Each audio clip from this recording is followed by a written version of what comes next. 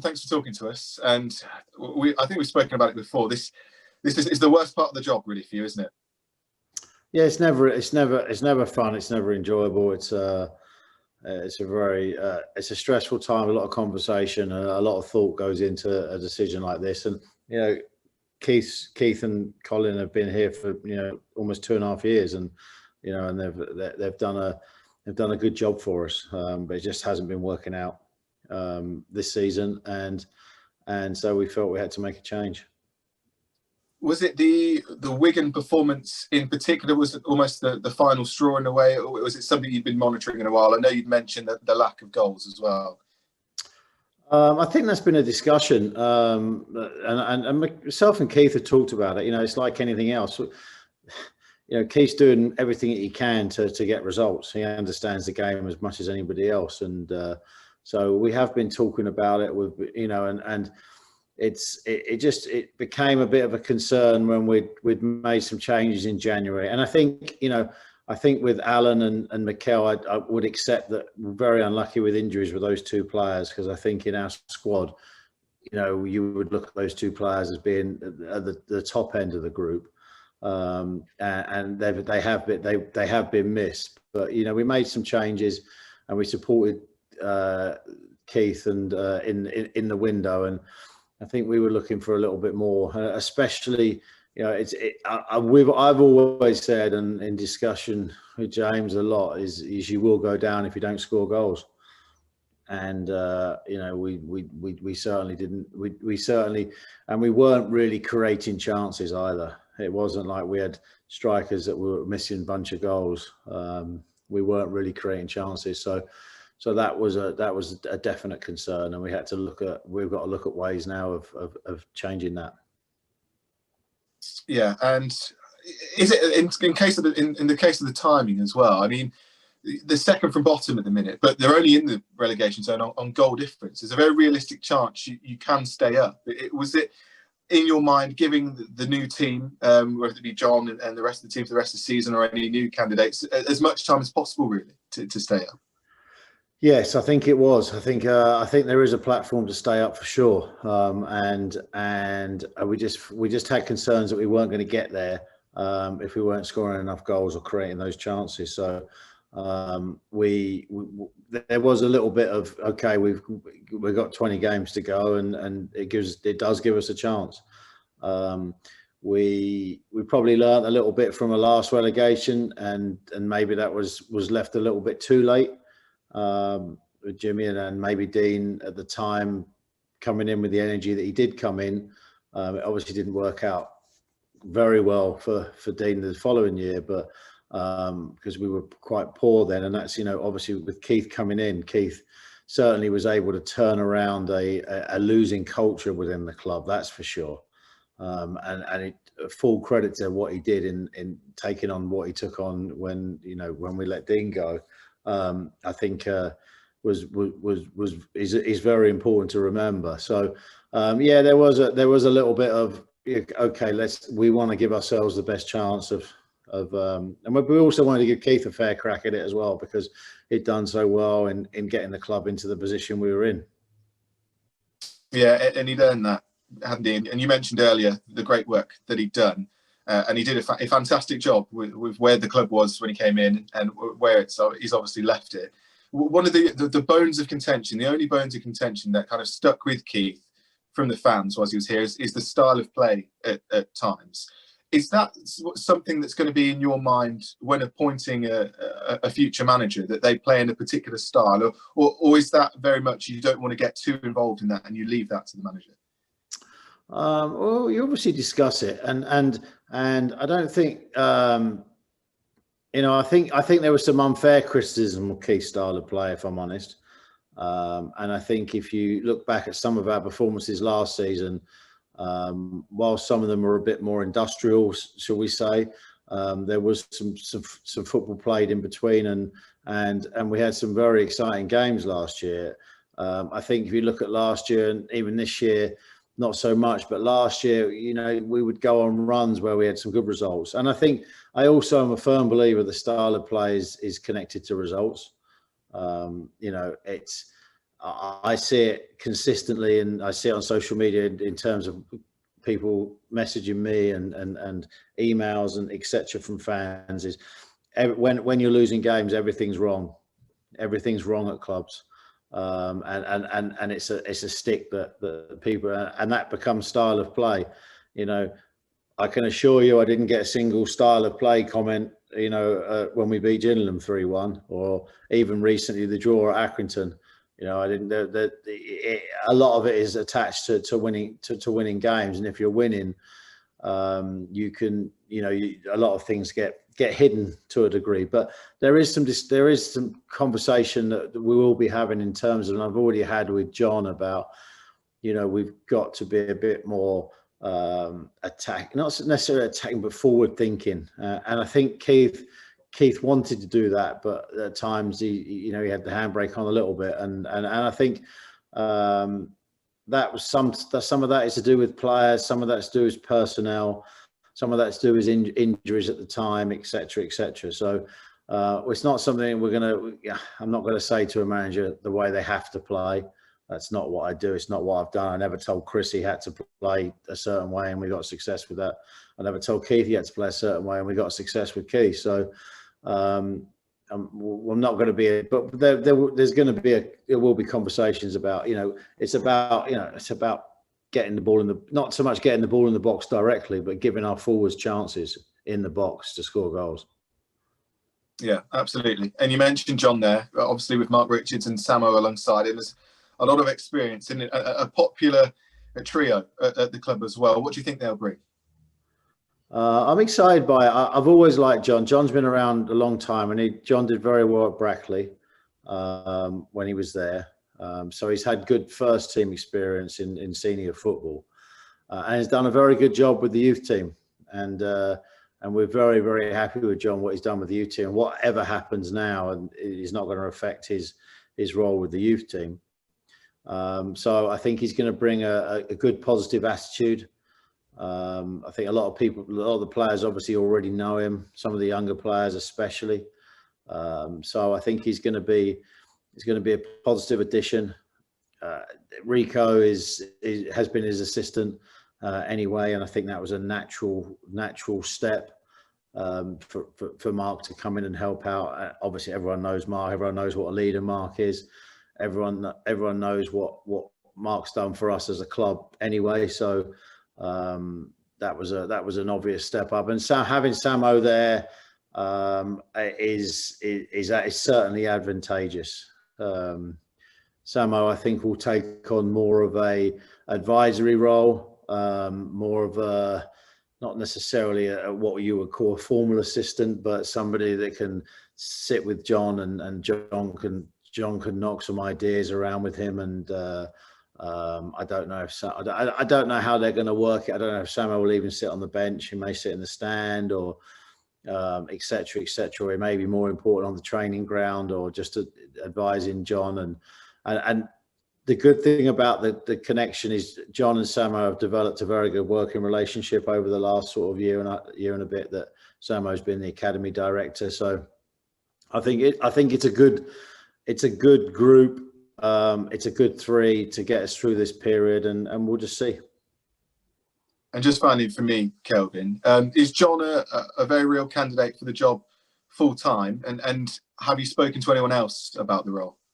I haven't spoken to anyone else at this point. And I would say that John is a candidate for sure. I think it would be wrong. It would be remiss. Whether John wants to take it, it would be a conversation. John, even in the conversations of would do you want to take it on? Very professional as John is, very respectful to Keith and Colin for what they've done, but is also been around the club for a long time. So he was happy and willing to step up in what our hour of need as such, as was Samo and Mark. But we haven't had that conversation about, longer term. I think I'm very comfortable in the short term with the three taking it on and hopefully making some changes. And we'll take a look, as always, even though we haven't done this for a while. We've had a lot of applications and people coming on for the job, and we'll have myself, James, David and Mike will sit down next week and discuss that a little bit more. But I think the difference is this year is because of COVID and because of the fixture scheduling.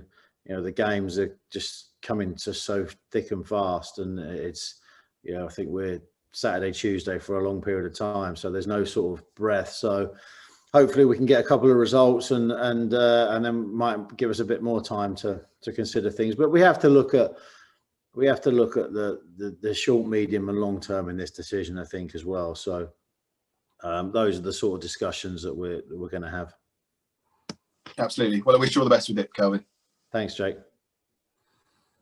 Hi, Kelvin. Just on the timing of Keith Curle leaving the club, a few comments I had on social media was a few people were a bit confused as to, obviously you backed him in January. He brought in, I think, 5 players if you include Lloyd Jones. And then a week after the January transfer window closes, he obviously leaves the club. I mean, what was thinking behind that? What would you say to those people who are a bit confused by the timing of his departure? Well, I think you can only listen. Football's not an exact science, and you can't really go. You've got to look at results, haven't you? You can't go, oh well, it's after the window. So, but if results don't come, they don't come, whether it's before, during, or after the window. So I think it was right and responsible to back Keith in the window, and I think Keith even admitted we got, James was able to secure the targets that he wanted. And again, I will say it's unlucky that Mikel got injured when he did, because I think he looked good when he started against Lincoln, and Cheese has been excellent for us when he's been on the pitch. And we've got to concentrate on getting Alan back on the pitch as quick as possible, and so he can contribute to the last 20 games. But I don't know. There's not much more you can say apart from the fact you look at results as they come, and you can't predict the future. So, is there an argument to say that that maybe it could have happened in December and given someone else the window? I'm not sure it's as easy as that. So, I'm not necessarily concerned with that view. Okay. In terms of the recruitment of a new manager, you sort of touched on it. When Curle came, it was quite a quick appointment, I think 24, 48 hours after Dean Austin left. But from going what you were saying just then, are you looking to take a bit more time over this one to make sure you get the right man in? I think going back to, I think we were in a different set of circumstances last time. Yeah. Very much so. And I think we were struggling in League Two last time. And I think we identified Keith. One, he was available at the time, and I identified Keith. We identified Keith for a particular set of reasons.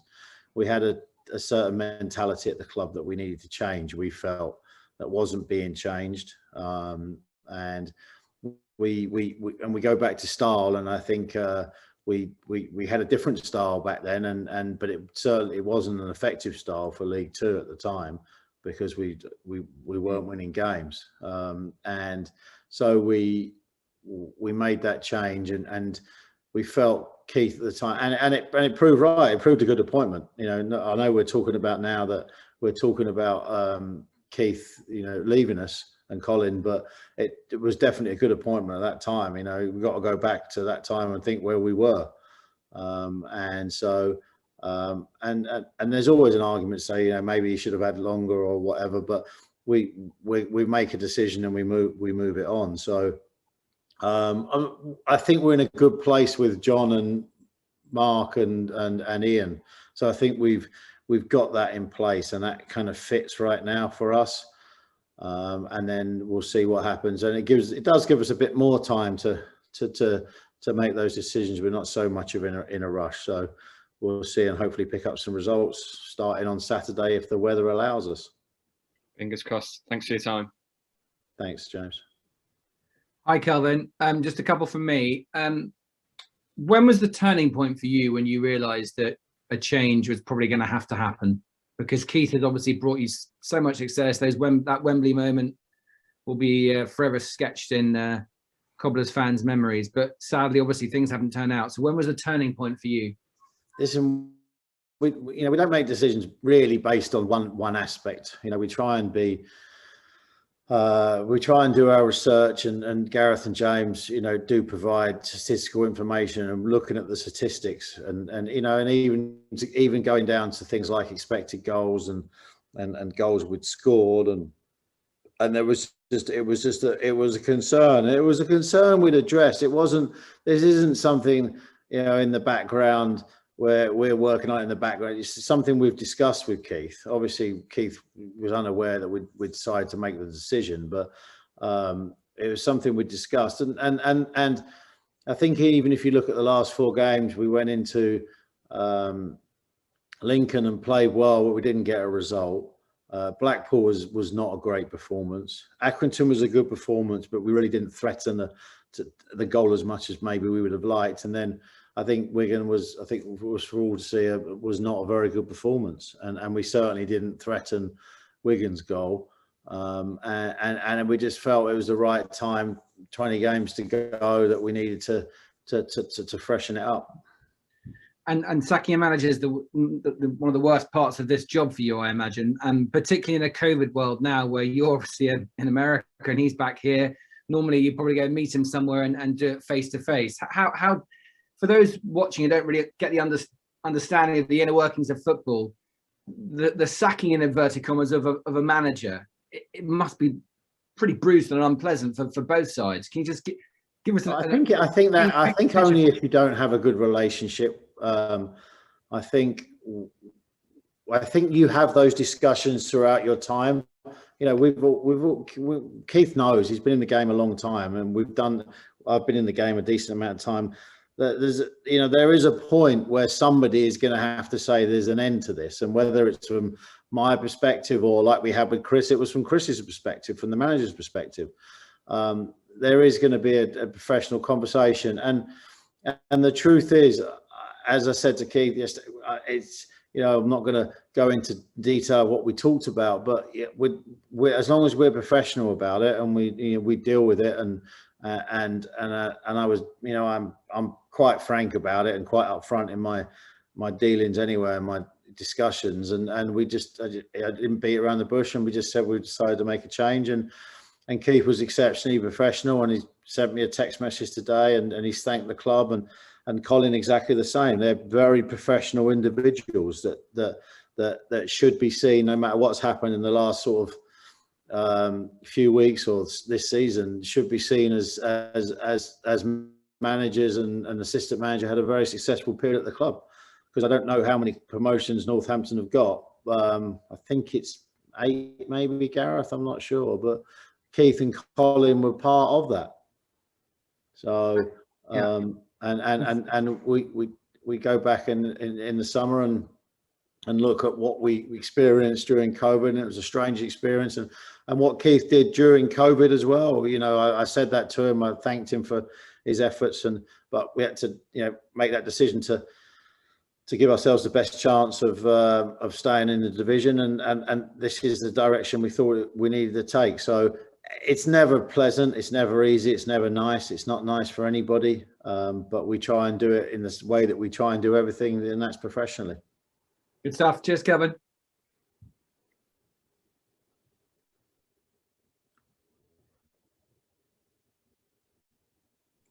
You're on mute. Sorry about that. That's okay, mate. Don't worry. You've touched on it a few times about backing Keith in the January transfer window, and when you compare the two squads from the team that got you up to the squad that you have now, it has changed a hell of a lot, hasn't it? Yeah, it has. I'm not one, to be totally honest with you, I'm not one to get involved in necessary. I'm not a chairman that gets involved overly in recruitment. I don't know the players. I don't know, so that's really on the manager's toes, and James does a lot more of that work in terms of with the manager. But it's at the direction of the manager. That's always how it's been, and it's always how it will be, I think, because unless I'm going out watching players, I think it's very difficult for me to decide on that. So that is very much the remit of the manager, and he's made decisions. And unless we talk about, obviously we do take into consideration that we did sell Charlie, and given what's happened with COVID, I think it would will turn out to be one of the best decisions the club's ever made, to be honest with you. But in terms of finances, now that does hurt on the pitch, and we accepted that. But we certainly didn't cut the budget for this season, and it may not have been. It may not be. It's certainly not a budget that you would expect. You would expect to be competing at the top of this league, but it was a budget where we thought maybe we were expecting a little bit more than what we were getting, and so we, I would agree. We do back the managers in windows as much as we can, and it just hasn't really worked out. Yeah, I was actually trying to give Keith a bit of credit to try and evolve the squad, because that's what he was talking about, trying to evolve a squad to cope with League One. Yeah, no, I agree, and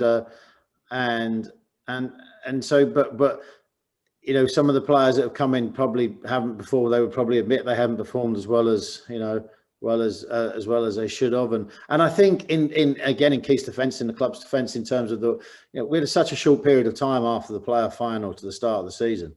It was it was very, very difficult, and I think that was probably some of the thinking in terms of the January window was to evolve that. But you get to a point where you're evolving, and you got to get results as well. So that's the you got to score some goals and win some games. So it's not an easy change. This isn't an easy game, and so I can only say thanks to Keith and Colin, and good luck to John and Rico and Samo.